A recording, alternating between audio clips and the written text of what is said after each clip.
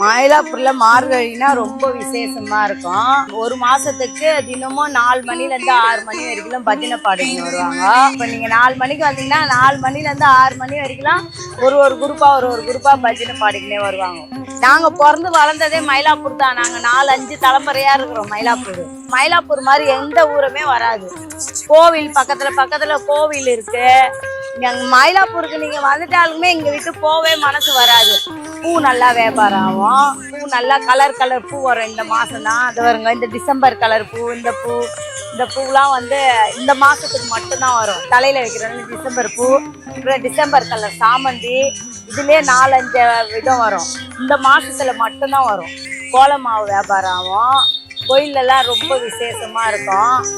சாதா நாளை விட மார்கழி மாசம் எங்களுக்கு வியாபாரம் கொஞ்சம் நல்லா